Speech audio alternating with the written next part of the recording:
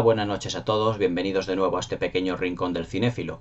Antes de empezar con la crítica de esta noche, quiero recordaros que podéis suscribiros al canal para que no os perdáis ninguno de mis nuevos vídeos, que le deis a la campanita para que os salte la notificación cada vez que yo incorporo un vídeo nuevo al canal y que podéis hacer todos los comentarios que queráis aquí debajo en la caja de comentarios de cada uno de los vídeos y sentiros libres para comentar todo lo que queráis respecto a la película que os estoy comentando en ese momento.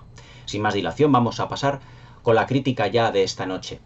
Muchos de vosotros habéis visto en el canal los últimos vídeos que he puesto, pues que corresponden a las películas, por ejemplo, de cine fantástico, como La novia del diablo, en el caso de una película de terror, La princesa prometida, que es una película de fantasía y de aventuras, el tag de la guerra de las galaxias, el tag de películas de terror. Pero otro de los géneros que a mí más me gustan, indudablemente que desde que era muy pequeñito le he tenido un especial cariño porque refleja, por así decirlo, un periodo dentro de nuestra historia, pero que los personajes, en lo que se refiere a convicciones, a derechos y todo lo que se refiere a todo lo que engloba a los personajes dentro de la historia, no tiene absolutamente nada que ver con lo que nosotros estamos acostumbrados en nuestra sociedad de hoy en día. Las películas de época, las películas costumbristas, siempre me han llamado la atención porque además de reflejar otro periodo de nuestra historia, la verdad es que enriquecen mucho a las personas que vemos las películas y nos hacen ver cómo era la vida hace 100, 150, 200, 250 años y cuáles eran las predilecciones que tenían las personas que protagonizaban esas películas en lo que se refiere al desarrollo de su vida, al desarrollo de la sociedad en sí misma. Ya os digo que siempre me han gustado las películas de época, también además por la ambientación, sobre todo las películas de ambientación inglesa. Yo considero, y ya lo he dicho aquí en otros vídeos aquí del canal, que yo considero que los ingleses dentro de su producción cinematográfica son absolutamente los mejores a la hora de realizar películas de época, películas costumbristas. Aunque mi película favorita es una película de época, es La edad de la inocencia de Martin Scorsese, no es para nada una película inglesa, es norteamericana. Pero Martin Scorsese, evidentemente, en este título tuvo muchísima sensibilidad a la hora de llevar a la gran pantalla esa gran novela que es La edad de la inocencia, escrita por Edith Wharton. Pero como amante de las películas de época, pues tengo que reconocer que hay otros grandes títulos que, además de La edad de la inocencia, producen una cierta sensibilidad en mí y que me gusta revisionar una y mil veces cada X tiempo. Hoy os voy a comentar precisamente una de ellas. Otras películas de época pues que me gustan son Regreso a Hogwarts End, de James Ivory, que la tenéis aquí en el canal comentada, Ludwig, Luis II de Baviera, de Luchino Visconti, Lo que queda del día, también de James Ivory, Sentido y sensibilidad de Ang Lee, todas ellas las comentaré aquí en el canal, y también la película que os voy a comentar esta noche. A ver si aquí se puede ver, se llama Orgullo y Prejuicio, dirigida en el año 2005 por Joe Wright, un director inglés. Se nota a la legua que la película, la producción es inglesa, y que esta película supuso su ópera prima, su primer film. La verdad es que con Orgullo y Prejuicio yo descubrí a un director de cine meticuloso, hasta decir basta, cuya planificación visual es realmente portentosa, y precisamente es por lo que destaca Orgullo y Prejuicio. Para ser la ópera prima de Joe Wright, que es el director de una película que hemos visto hace muy poquito, que es La hora más oscura o El instante más oscuro, aquella película de Winston Churchill que le dio el Oscar a Gary Oldman prácticamente, creo que fue el año pasado, es una película muy reciente que podéis ver perfectamente, está a la venta en formato doméstico. Yo esa película no la he visto, pero revisionando además Orgullo y Prejuicio, fue anoche mismamente cuando la vi, no me la voy a perder en ningún momento. Este director, ya os digo, que empezó su filmografía, su carrera filmográfica con Orgullo y Prejuicio, con la protagonista Keira Knightley, pero también tuvimos una película también de época, protagonizada 2 años después, en el año 2007, también con Keira Knightley, que se llamaba Expiación, que tuvo muchos premios en los Globos de Oro y en los BAFTA ingleses, pero que en los Oscars no tuvo realmente lo que se dice buena suerte.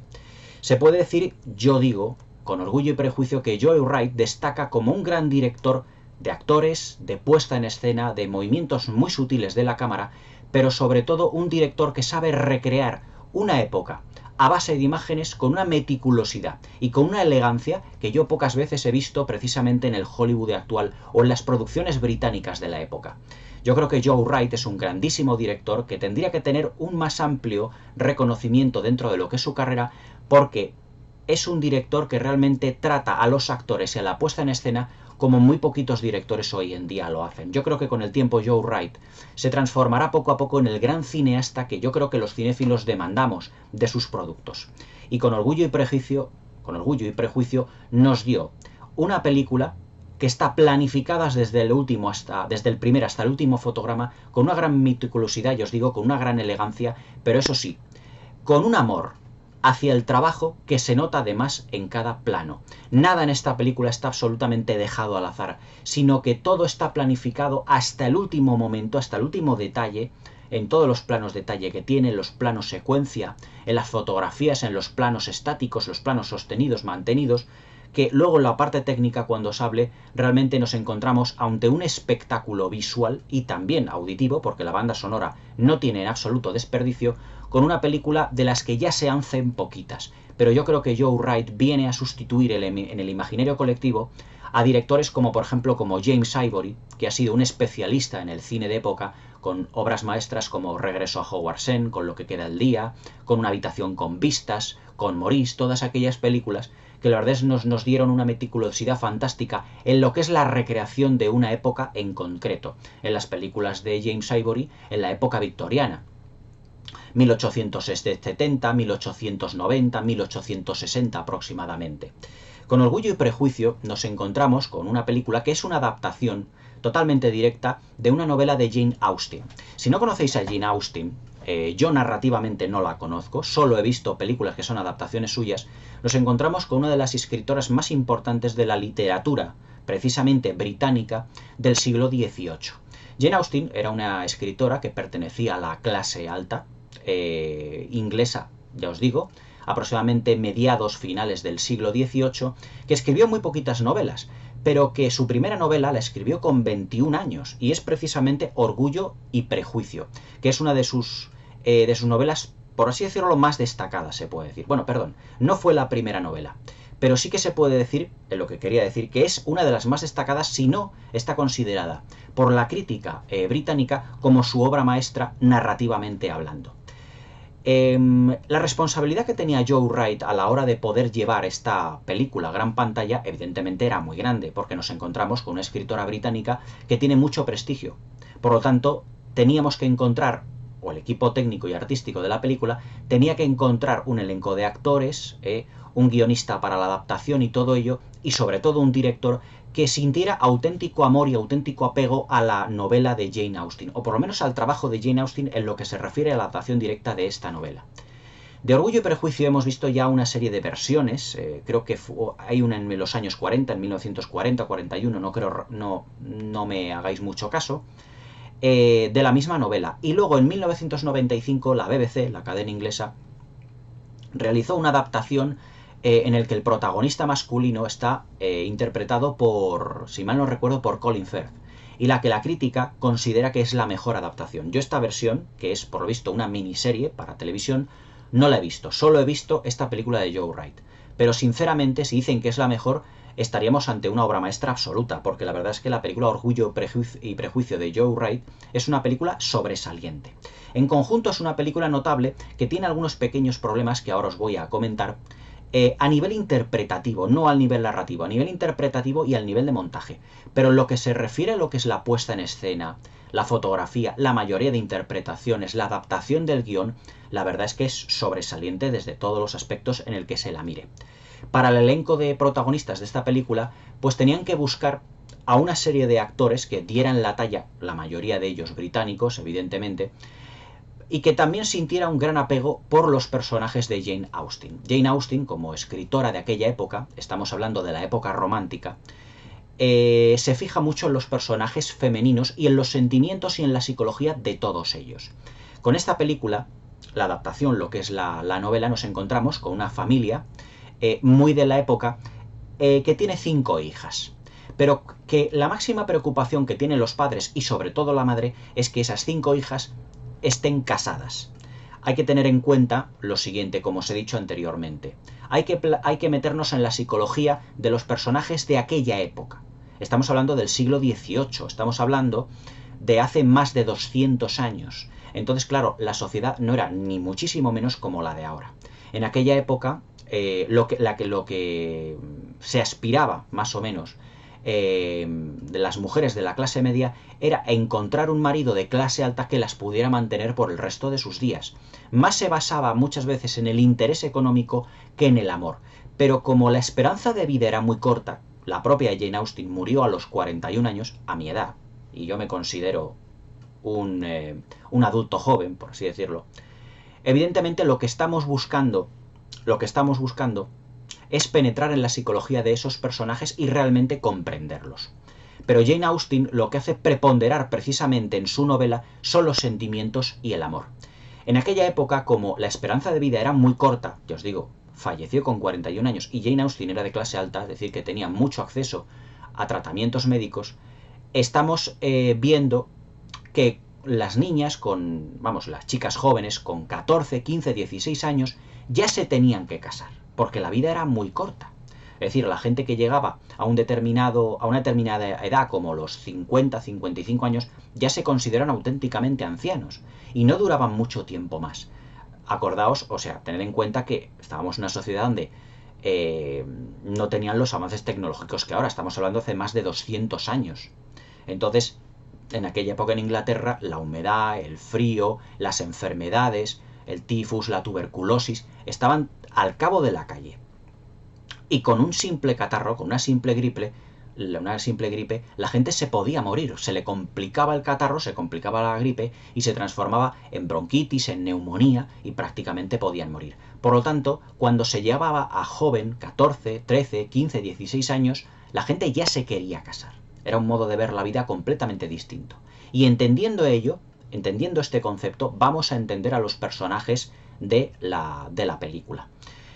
La familia Bennet, que es la protagonista de esta película, o el argumento, lo que es la película, lo que quieren es precisamente casar a todas sus hijas con personajes de la alta sociedad.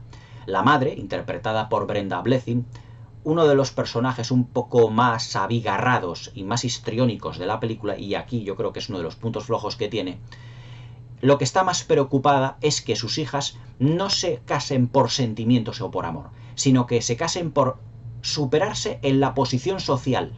Es decir, llegar a un estatus determinado y ahí no poder moverse, porque están a punto, digamos, de perder su casa.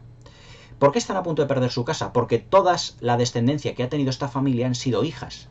Y en aquella época, hace 200, 250 años, la descendencia no se podía pasar directamente a una mujer, sino que tenía que ser un hombre.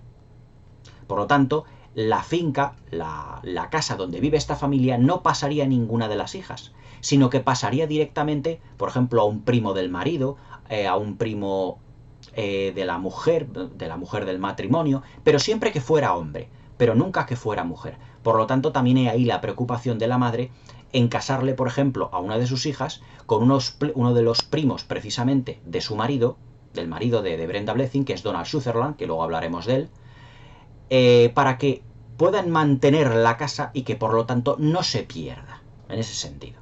O sea que lo que estamos hablando es de una sociedad que intentaba casarse por mantener un estatus social o superarse y ampliar el estatus social escalando, digamos, dentro de lo que eran las clases sociales, con gente noble, con gente que tuviera títulos, etcétera, etcétera. Acordaos de la película Barry Lyndon de Stanley Kubrick, en el que Ryan O'Neal lucha constantemente por llegar a tener un título, porque él venía evidentemente de ser un campesino, de trabajar en el campo.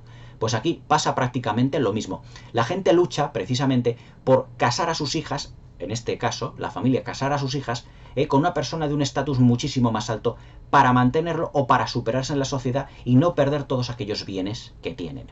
Entonces, de las 5 hijas, interpretadas las 2 mayores por Rosamund Pike y por Keira Knightley, la protagonista de esta película, como se les ha metido en la cabeza, su madre les ha metido en la cabeza, de que tienen que casarse con un hombre noble, con un hombre que tenga un título, evidentemente un título de nobleza, conde, duque, marqués, vizconde, o realmente con un aristócrata que tuviese evidentemente dinero, pues digamos que su mentalidad es tan sumamente romántica que ven los hombres, digamos, como algo completamente idealizado. Es decir, ven a un hombre, ya sea de carrera militar, sea un aristócrata, sea una persona con dinero, como algo de lo que se tienen que realmente enamorar porque se tienen que casar con él para mantener ese estatus familiar. Y lo han mamado prácticamente desde el principio, desde la cuna. Pero Keira Knightley, que hace el papel de Elizabeth Bennet, la protagonista de esta película, es, digamos, la excepción que confirma la regla a todas las demás hermanas. Ella es muy romántica, la primera secuencia precisamente que vemos en esta película es el personaje de Keira Knightley leyendo un libro, es mucho más idealista, por así decirlo, mucho más idealista que el resto de sus hermanas, y por lo tanto lo que no quiere es casarse con el primer hombre que le asegure un estatus, sino que ella lo que quiere casarse es por amor. Esta madre, estos padres lo que hacen es ir a una serie de fiestas de la alta sociedad donde sus hijas se presenten, aquellas personas, aquellos aristócratas, aquellos hombres que tengan algún título perteneciente a la nobleza y que por lo tanto puedan casarse. Es decir, hasta cierto punto en nuestra sociedad eso chocaría muchísimo, sobre todo con los pensamientos feministas que hoy hay hoy en día, debido a que la mujer se plasma en esta película como una persona que tiene que depender económicamente del hombre. Pero no nos asustemos, os vuelvo a repetir que es una película que se desarrolla en un ambiente de hace 200 años, de hace más de 200 años. La sociedad era completamente distinta. Entonces, en este enamoramiento romántico que tiene Keira Knightley, y que ve a los hombres como algo distante, pero que solo se quiere casar por amor porque ella es muy idealista, conoce pues al protagonista de esta película, que es Matthew Macfadyen, en el papel del señor Darcy, que es un gran aristócrata de la Inglaterra de aquella época, del siglo XVIII, y que tiene grandes posesiones, grandes mansiones, castillos, y que realmente es un personaje importante de cara a la realeza y de cara a lo que son la clase alta británica de aquella época. Pero claro, ella le ve como algo distante, como alguien frío, de alguien muy calculador, y que realmente, como ella quiere casarse por amor, no le ve como una persona en un principio con el que pueda casarse y que sus afanes románticos los pueda llevar totalmente pues al límite, por así decirlo. Pero en todo este devenir conoce, dentro de la película, a un ser noble que es muy sencillo, muy simple, que es el personaje que se va a enamorar de su hermana mayor, del personaje interpretado por Rosamund Pike, por Jane Bennet. Y entonces, en este enamoramiento, ella cree, precisamente, que se va a enamorar del mejor amigo o uno de los mejores amigos de este personaje del que se ha enamorado su hermana mayor, que es precisamente Matthew Macfadyen. Pero por una serie de acontecimientos que ocurren dentro del enrevesado guión de la película, porque hay que verla, la película hay que verla para entender el comportamiento de los personajes, Keira Knightley ve en una persona excesivamente fría y calculadora que está ahí como para romper esos matrimonios que hay entre la clase alta británica, entre la nobleza británica y la clase media o clase baja, aunque ella pertenece más a la clase media, porque aunque vive en una gran casa solariega del campo en Inglaterra, no tienen una capacidad económica como para vivir por sí mismos, de ahí de que su madre quiera casarlas con gente de la nobleza. Pero él cree ver en Matthew Macfadyen una persona con bastantes prejuicios en lo que se refiere, evidentemente, a la diferencia de clases que hay. El título de la película, Orgullo y Prejuicio, es lo que define a los personajes de Keira Knightley y de Matthew Macfadyen respectivamente. Keira Knightley, la hija mayor, si exceptuamos al personaje de Rosamund Pike, es muy orgullosa. Y ella no quiere casarse por dinero, no quiere casarse con una persona que económicamente esté por encima de ella y que le pueda ver como una persona fría y calculadora. Y por lo tanto ese orgullo muchas veces le impide ver poco a poco el enamoramiento y el sentimiento que va teniendo hacia el personaje del señor Darcy, hacia el personaje de Matthew Macfadyen. Sin embargo, el personaje de Macfadyen, el señor Darcy, debido a sus prejuicios que tiene al principio de pertenecer a la clase alta, sobre todo a la de una tía suya, interpretada, luego ya os diré, un personaje por Judi Dench, le impide también ver el sentimiento que él tiene por ella, pero que poco a poco ese sentimiento va floreciendo en él y que ya llega un momento, como en la propia película lo dice, no puede controlarlo y que tiene que declararse al personaje de Keira Knightley. Como estáis viendo, los personajes de Matthew Macfadyen y de Keira Knightley son un auténtico torrente de emociones y también de gran profundidad psicológica en el que los personajes están continuamente luchando por esos orgullos y por esos prejuicios que la sociedad les está imponiendo en ese momento, pero que explotan con sus sentimientos y que realmente mandan, por así decirlo, al carajo todos los convencionalismos de aquella época. Estas películas, además de época, lo que tienen precisamente, también lo tenía La Edad de la Inocencia, pero a un nivel muchísimo más grande, es la crítica social que los directores hacen de esta película, porque no solo plasman los convencionalismos de la época, sino que también los critican. Por ejemplo, nosotros, al ver la película, evidentemente podemos decir, ¿y si son de clases diferentes, por qué no pueden dar rienda suelta a sus sentimientos? De nuevo os digo que tenemos que ponernos en el pellejo de unos personajes de una sociedad de más de 200 años, cuando precisamente la alta sociedad, la clase media y la clase alta y la clase baja estaban muy diferenciadas. Y era muy difícil que se mezclasen precisamente personajes de estas clases, a no ser por esa ruptura de convencionalismos. Esos convencionalismos son los que no pudo romper el personaje de Daniel Day-Lewis en La Edad de la Inocencia para casarse con la condesa Olenska. Pero sí que el personaje de Matthew Macfadyen, del señor Darcy, rompe para poder expresar todas las emociones y sentimientos por el personaje de Keira Knightley. Esto es a grandes rasgos lo que es el argumento de la película, una ruptura de convencionalismos para dar rienda suelta a sentimientos dentro de un argumento muy enmarañado en lo que se refiere a las relaciones intempestuosas que hay entre personajes de diferentes clases sociales, pero que realmente al final de la película dejan a un lado todos esos convencionalismos y todas esas clases sociales y lo que hacen precisamente es dar rienda suelta a sus sentimientos para poder llegar al matrimonio. En lo que se refiere al nivel interpretativo de la película, nos encontramos con un elenco de actores fascinante. Tenemos a Keira Knightley, que fijaos, yo nunca la he considerado una gran actriz, ni mucho menos. Siempre la he visto a Keira Knightley como una... ¿cómo os diría yo? Como una especie como de Natalie Portman descafeinada. Es decir, acordaos, por ejemplo, en el episodio 1 de La Guerra de las Galaxias, en La Amenaza Fantasma, que Keira Knightley era como el doble de la princesa Amidala de Padme en La Amenaza Fantasma, debido a ese parecido físico que tienen la una con la otra. Evidentemente, Natalie Portman es una mujer muchísimo más guapa que Keira Knightley, pero no tiene absolutamente nada que ver. Pero yo creo que son actrices que están como cortadas por el mismo patrón. Tienen como una cara muy angelical, como de niña, Les vienen muy bien los personajes rebeldes. Ahí vimos, por ejemplo, al personaje de Cisne Negro, de Natalie Portman. Vimos a la princesa Amidala, también de la misma Natalie Portman. Y también, de Natalie Portman, vimos al personaje que hacía de niña de 12 años en la película de Luc Besson, León el Profesional, que rompía todos los convencionalismos, prácticamente seduciendo al personaje de Jean Reno. Es una película muy controvertida que yo comentaré aquí en el canal, sin duda alguna. Pero con Keira Knightley pasa algo muy similar. Es decir, el personaje Keira Knightley en esta película también rompe totalmente con los convencionalismos. Es decir, que es como una rebelde dentro de su mundo. Una persona que no está a gusto con todas las reglas estrictas de la sociedad que se imponen en ese momento. Y entonces planta cara a muchos personajes que, debido a que son más mayores que ella, ven como esa ruptura de esquemas convencionales como una auténtica agresión. Por ejemplo, hay una secuencia con Judi Dench en el que Keira Knightley les pone sus sentimientos por el personaje de Matthew Macfadyen, el personaje del señor Darcy, y Judi Dench porque su personaje, como pertenece, digamos, a una generación distinta, que estaba ya como con sus maneras de comportarse como muy herméticas, lo ve como un auténtico insulto, diciendo el personaje de Judi Dench: es que en mi vida me habían insultado de tal manera. No era un insulto. Lo que pasa es que Keira Knightley en esta secuencia lo que le está diciendo es que no tiene pensado con el personaje, casarse con el personaje del señor Darcy, y que no está comprometida, pero que no le puede prometer a Judi Dench que no terminará casándose con él.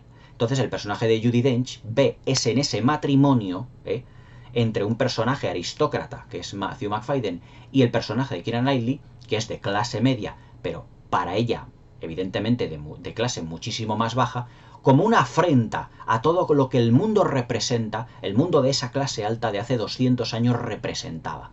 Pero Keira Knightley, ya os digo, que en esta película viene como a romper los esquemas de convencionalismo de esa sociedad tan hermética, en el que no se podían expresar los sentimientos y que todo tenía que estar ligado, digamos, a una posición económica. Pero Keira Knightley rompe con todo eso, casándose con el personaje de Matthew Macfadyen.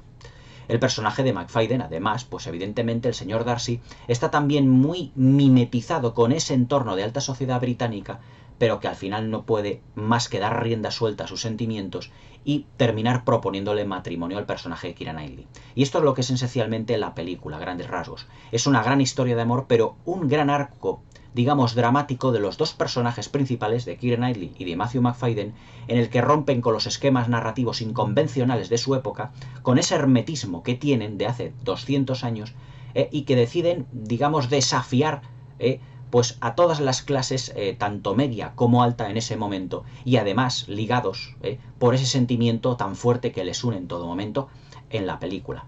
La película, en lo que refiere a la narrativa, tiene muchísima tensión sexual no resuelta cuando están los dos personajes, los dos protagonistas, en todo lo que es sus secuencias, cuando comparten secuencia. Todo ello se debe a una dirección de Joe Wright, como os estoy diciendo, realmente fascinante. Es un director que sabe, o mejor dicho, que se ha empapado mucho de lo que son esta clase de novelas románticas, se ha empapado mucho del cine de época, de sus antecesores como James Ivory, como Visconti seguramente, y que esa tensión sexual no resuelta que hay entre los personajes sea palpable en todo momento debido a los primeros planos, en los planos en los que se comparten, los planos donde están ellos dos precisamente, de los que están discutiendo, las miradas que tiene el uno con el otro. Todo eso hay que saber dirigirlo, pero también de unos personajes, ya os digo, de hace 200 años. Argumentalmente ya os digo que es la representación de esos sentimientos y la ruptura de los convencionalismos de aquella época. Ya entrando en lo que es el nivel interpretativo, para mí esta película es la mejor película, o mejor dicho, la mejor interpretación de Keira Knightley con diferencia. La hemos visto a Keira Knightley haciendo, ya os digo, del doble de la princesa Amidala en La amenaza fantasma, pero también la hemos visto en las 3 películas primeras de Piratas del Caribe. En La maldición de la perla negra, en El cofre del hombre muerto y en El fin del mundo, que prácticamente cuando al final de la película se transforma casi en una pirata más del montón, del grupo, que dirige a esa gran flota de piratas. O sea, es una actriz que se ha desenvuelto muy bien en el cine de aventuras, pero que se desenvuelve como pez en el agua dentro de lo que es el cine costumbrista británico, dentro de lo que es el cine, el marco de lo que es el cine de época. Matthew Macfadyen no es un actor que yo haya seguido mucho, es decir, yo prácticamente le he conocido en esta película y en ninguna más. No me suena de otra película. He leído en otras críticas de esta película que su personaje es demasiado frío, estático, está demasiado como distante. Es que es así el personaje que interpreta. Es decir, el personaje del señor Darcy es un personaje que tiene muchos prejuicios a la hora de relacionarse con gente que sea de clase media o de clase baja. Por lo tanto, cuando él está en presencia, este personaje está en presencia del resto de personajes de la familia Bennet, del personaje Keira Knightley, él se siente muy incómodo. Es decir, tiene un gran prejuicio de todo ello. Y eso precisamente está expresado en la frialdad de su personaje. Es decir, su personaje es realmente así. Por lo tanto, no hay que menospreciar su interpretación, ni muchísimo menos. No es la peor de la película. Luego tenemos a Donald Sutherland, que es uno de los grandes actores británicos de los últimos 30 y 40 años, que le hemos visto haciendo ese gran papel en La invasión de los ladrones de cuerpos. Precisamente la película se llama La invasión de los ultracuerpos, de 1978, con Jeff Goldblum, con Veronica Cartwright, y sobre todo con ese fantástico plano final cuando ella y él se ha transformado, es decir, que ya no es él el mismo, y señala con el dedo acusador, al personaje de Veronica Cartwright, diciéndole que él ya no es esa persona y que realmente el personaje de Veronica Cartwright en esa secuencia ya está completamente atrapado y prácticamente sin salida. Pero Donald Sutherland ha hecho de secundario en muchísimas producciones, tanto británicas como de Hollywood. Le vimos en JFK Caso Abierto con Oliver Stone, ya os digo, en la invasión de los ladrones de cuerpos y en muchísimas obras de teatro. Donald Sutherland es uno de los grandes actores secundarios del cine británico de los últimos 30 y 40 años. Actualmente ya Donald Sutherland no es que se haya retirado, pero casi. Le hemos visto en muchísimos papeles y casi siempre además haciendo de villano, pero en esta película está deliciosamente encantador porque además de ser el padre de la familia Bennet, digamos que es su voz, es como, ¿cómo os diría yo? Es como la razón de toda la familia, es decir, es el pensamiento racional.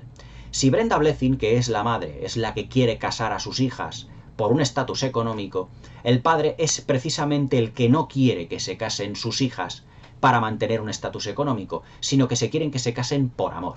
En esa secuencia, que es magnífica, en la que Brenda Blethyn, la madre, le dice a Keira Knightley que acepte el casamiento, el ofrecimiento que tiene su primo para heredar la casa, casándose con él y heredar la casa de la familia, el padre le dice: te odiaría, hija, si realmente te casas con este hombre.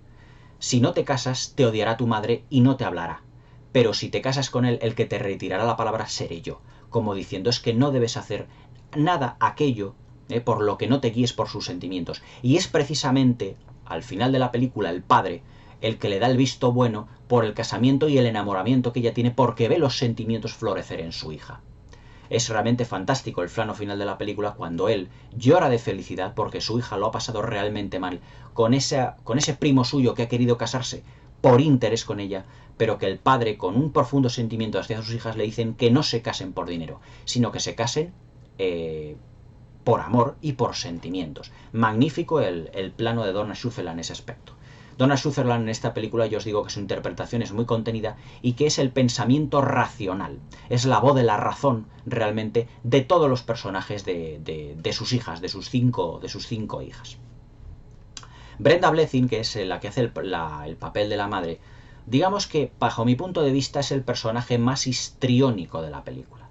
Puede que a lo mejor esté un poco sobreactuada, ya que bajo mi punto de vista, Brenda Blethyn, que en esta película hace de la madre de todas ellas, está continuamente preocupándose por sus hijas, porque se casen, pero todas las actuaciones que ella tiene, y dentro de lo que es su personaje, está demasiado mimetizado con ese entorno de relaciones entre sociedades que había entre la alta y la sociedad y la clase media, para que sus hijas se casen con grandes aristócratas y con personas que tengan títulos. Pero claro, no de una manera tan sumamente exacerbada como ella. Y yo creo que aquí Brenda Blethyn, aunque su personaje también es así, está excesivamente sobreactuada. Hay un momento, sobre todo, de la película, cuando ella está en cama porque está muy disgustada porque una de sus hijas se ha fugado y que no sabe si se va a casar o no. Con esa persona que se ha fugado, que es un militar, ella está preocupadísima. Pero de repente cuando se enteran de que realmente se han casado, de repente toda esa enfermedad que tiene, que estaba nerviosísima, que tiene unos dolores de cabeza terribles, de repente se le pasa todo. Es como si fuera todo fingido como cuentista. No la veo yo demasiado a Brenda Blethyn en esta película, demasiado coherente dentro de su personaje. Pero bueno, Brenda Blethyn también no nos vamos a engañar, también es otra gran actriz británica.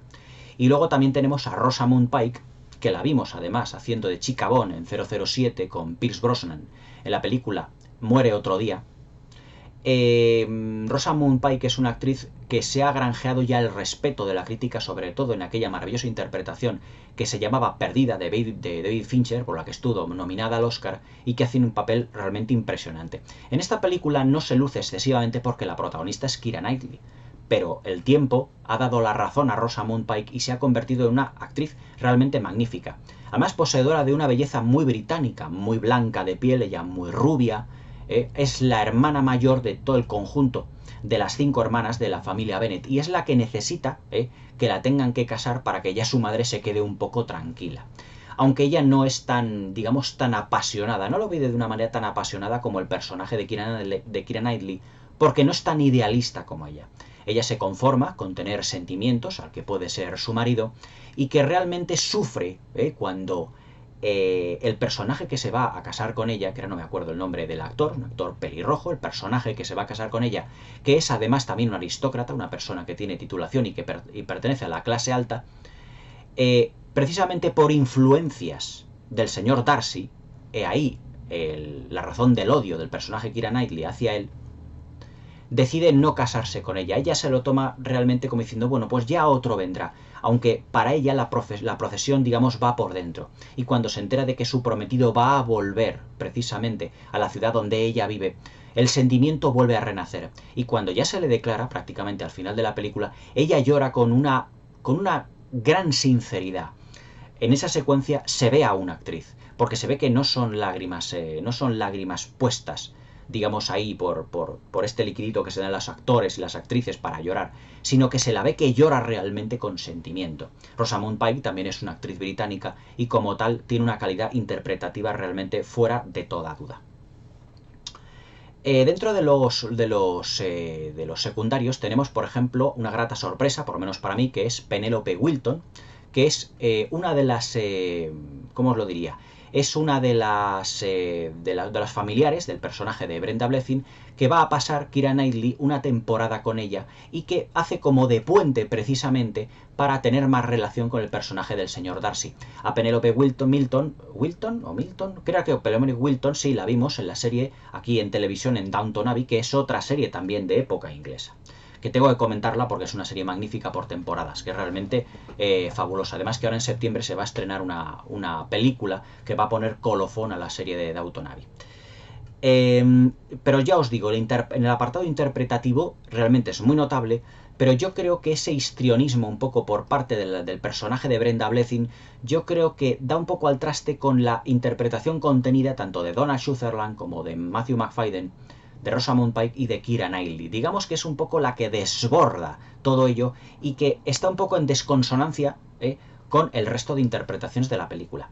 También en la película descubrimos al primer papel protagonista de Carey Mulligan, que es una actriz que luego destacó posteriormente, en años posteriores, que fue en el 2009, si mal no recuerdo, en una película en la que tenía el papel de protagonista junto con Alfred Molina, que hace también de padre, y con Emma Thompson, que lo que hacen es aupar a su hija para que se enamore, digamos, de un personaje que es un estafador, pero que le hace crecer mucho como persona. No me acuerdo cuál era el título de la película de Carey Mulligan, pero Carey Mulligan también estuvo, creo recordar, nominada al Oscar en los años posteriores. Cuando recuerde la película y todo eso ya os hablaré de ella, sobre todo con una película la que os acabo de decir junto con Alfred Molina, que fue uno de los primeros Blu-rays que yo me compré. No me acuerdo ahora del título, pero que posteriormente os lo diré y la comentaré aquí en el canal. La verdad es que en el apartado interpretativo Orgullo y Prejuicio para mí es un grandísimo film, exceptuando, ya os digo, alguna de las partes del personaje de Brenda Blethyn. En lo que se refiere a la parte técnica, aquí venimos, aquí os puedo hablar de una manera muy extensa, porque es realmente el fuerte que tiene Joe Wright. Todo lo que es la puesta en escena es realmente inconmensurable. La presentación, por ejemplo, del mundo de Keira Knightley, de ese mundo de la clase media, en ese casoplón, vamos, no casoplón, en esa casa solariega de verano, mitad del campo donde viven, todo lo que es la presentación está todo resuelto en un plano secuencia fabuloso. La cámara va de una habitación a otra, va pasando por los pasillos, por las estancias, pero todo de una fluidez de un director, o que se notaba que era un director como ya muy experimentado en el movimiento de la cámara. Luego también la paleta de colores utilizada en esta película, la fotografía es realmente impresionante. Todos son colores, tendríamos que diferenciar entre lo que es los interiores y los exteriores. En los interiores son todos los colores marrones, anaranjados, amarillentos, y que tiene mucha luz iluminada además con las velas, como también en Barry Lyndon. Todo en un ambiente como muy intimista, muy atmosférico, pero muy intimista, donde yo creo que Joe Wright ha dejado precisamente que sean los protagonistas y sus sentimientos los que predominen en la puesta en escena de la película.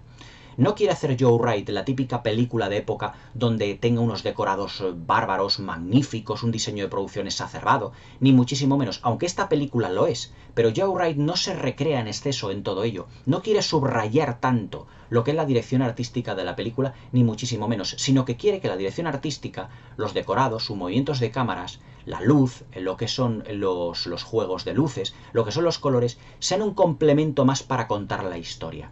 Porque él lo que quiere es contar una historia de sentimientos, no traicionar el espíritu de Jane Austen, proponiéndonos una película muy exacerbada en lo que a diseño de producción se refiere, que también lo es, pero no, como lo diría yo, no recreándose en exceso, no subrayando tanto las características o la calidad artística de lo que son los decorados y el diseño de producción. Pero donde realmente se luce, ya os digo, de la puesta en escena, es en los movimientos de cámara que además muchas veces recuerdan a Kenneth Branagh, al que Joe Wright yo creo que considera como un auténtico maestro. No son pocas las secuencias en donde los personajes están hablándose los unos a los otros enfrente y la cámara gira alrededor de todos ellos, como en la película de Kenneth Branagh, como en Hamlet, por ejemplo, o en Mucho ruido, pocas nueces, también de Kenneth Branagh.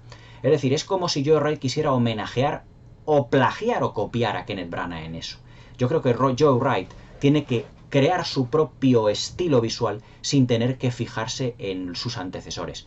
pero lo hace de una manera muy acertada. Es decir, no huele la puesta en escena de esta película como a refrito de otras producciones de época, sino que tiene una personalidad propia. Sobre todo, ya os digo, el tratamiento de la luz es que es realmente exquisito.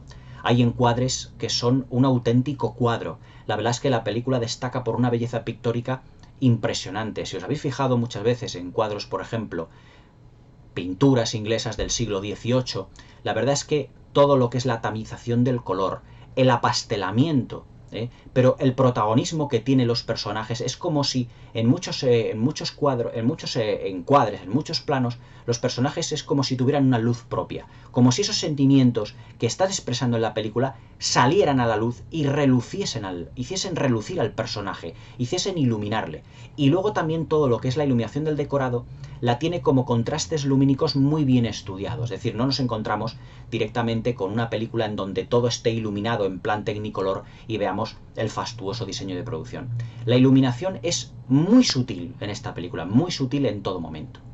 También en este film, además, desde el punto de vista técnico, vemos cómo la cámara también se va moviendo dentro de lo que son las estancias y las casas, los palacios, las casas solariegas. En total creo que se filmaron en 8 casas solariegas o 9 palacios y 9 casas solariegas allí en Inglaterra, distribuidas por su geografía, en la que Joe Wright y el equipo técnico fueron filmando, y evidentemente utilizando las autorizaciones y mucho cuidado con todas ellas, porque evidentemente tienen además los ingleses un protocolo para cuidar lo que son las estancias, lo que son los castillos, lo que son las mansiones. Un protocolo muy exacerbado, con mucho cuidado. Joe Wright fue muy meticuloso a la hora de filmar dentro. Y se puede decir que vemos con la cámara cómo esa meticulosidad se transforma visualmente en la película, porque ya os digo que no se recrea la cámara en exceso, sino que utiliza los decorados de una manera muy sutil, para que sean como un fondo a los personajes, pero siempre sin quitarle protagonismo a ellos mismos. Pero hay cuadros, mejor dicho, hay planos, hay encuadres que son auténticos cuadros. Sobre todo, por ejemplo, todos aquellos de los exteriores de la casa de los Bennet. Por ejemplo, el plano donde Keira Knightley está enfadada porque ha rechazado a ese primo suyo, que es un clérigo, y que os he comentado en la secuencia en el que el padre le dice que no la hablará más si se decide casar con él y no hace caso a sus sentimientos, pero que eso provocará la ira de su madre.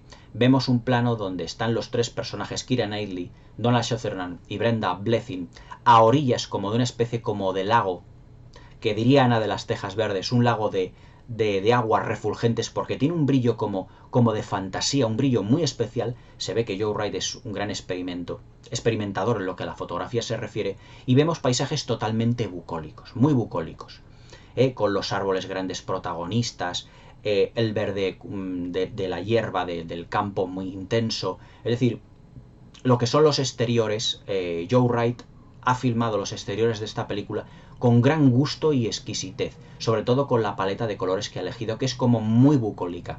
Yo diría que es como muy pastoral, me atrevería a decir que es como muy pastoral. La banda sonora, también muy sutil, ayuda a ese efecto, a que estemos como una especie como de película, como de fantasía dentro de los encuadres, por la paleta de colores que ha elegido, tanto de los exteriores como los interiores. También vemos en la puesta en escena de Joe Wright en esta película, vemos lo que es las costumbres en lo que se refiere a las comidas, las cenas, al igual que vimos, por ejemplo, en La Edad de la Inocencia, que rodó Martin Scorsese. Vemos cómo se desarrollaban, cómo cenaban, cómo comían las personas, cómo se reunían alrededor de la mesa, las 2 costumbres que tenían, los cuidados que ponían, los modales con los que se educaban. Todo ello lo vemos, ya os digo, vuelvo a decir lo mismo, con una gran meticulosidad. La verdad es que la puesta en escena del director en este film es realmente brillante en todos los aspectos.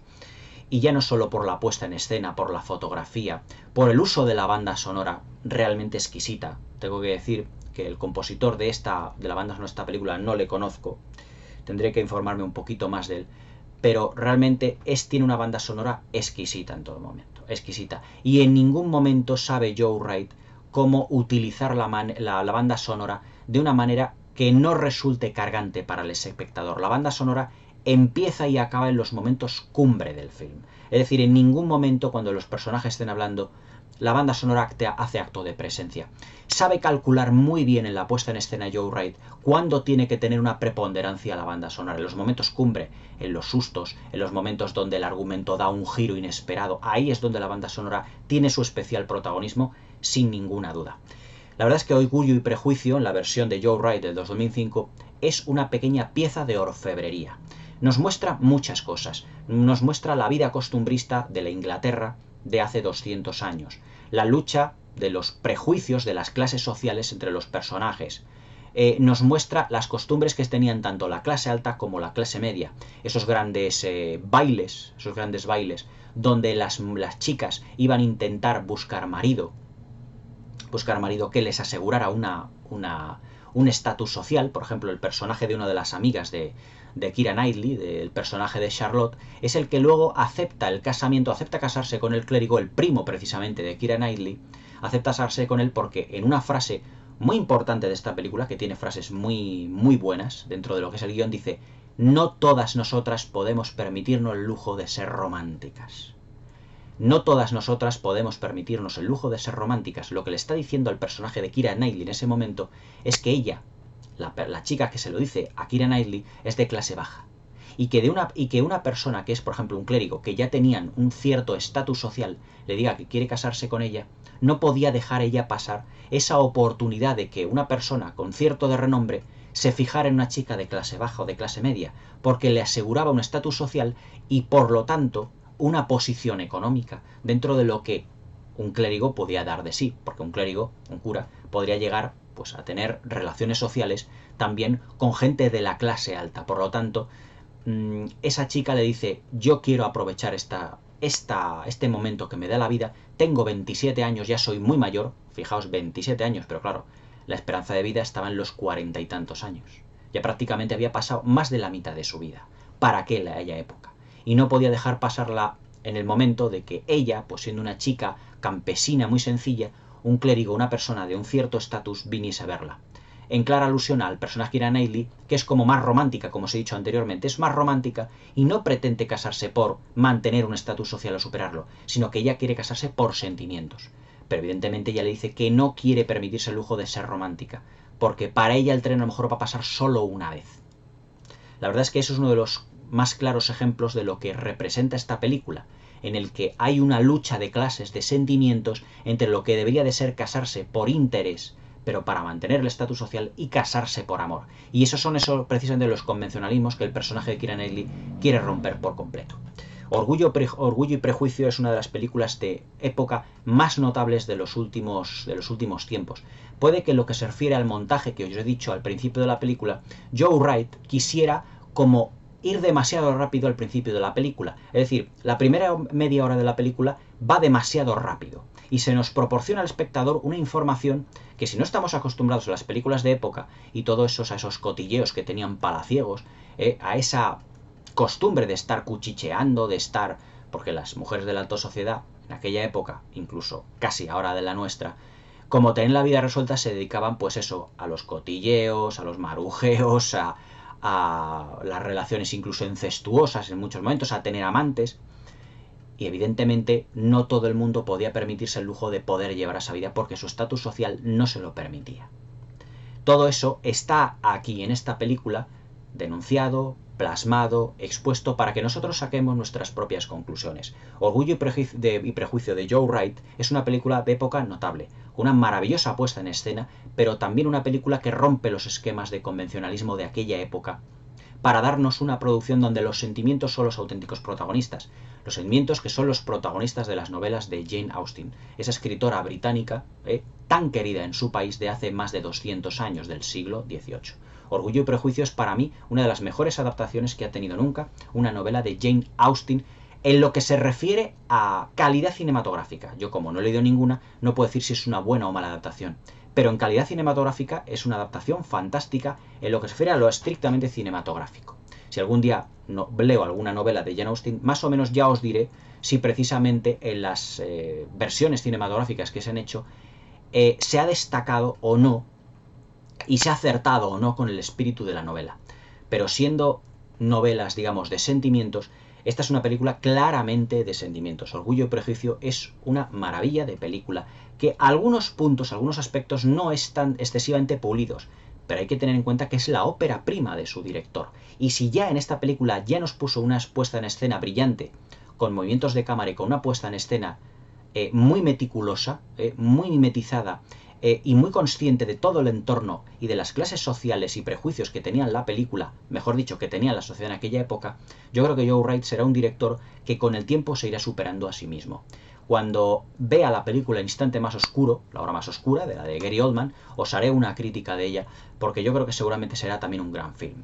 Orgullo y Prejuicio, ya os digo, es una película muy notable. Si yo tuviera que poner una nota del 1 al 10, la daría un 8, un notable. Son 4 estrellas, pero realmente es una película notable y de las mejores películas de época y costumbristas que nos ha dado Hollywood en los últimos años. De producción británica, pero distribuida en este caso por la Universal Pictures. Orgullo y Prejuicio es una película que a aquellas que les guste los dramas de época, se las recomiendo fehacientemente. Yo soy una persona muy romántica, siempre lo he sido. Mi película favorita es absolutamente romántica, que es La Edad de la Inocencia, y con Orgullo y Prejuicio yo también lo he pasado realmente bien. Es un gran film de un gran director y una puesta en escena fantástica, maravillosa fotografía y un gran espectáculo audiovisual. La mejor interpretación de Keira Knightley. Orgullo y Prejuicio de Joe Wright de 2005. Hasta mañana.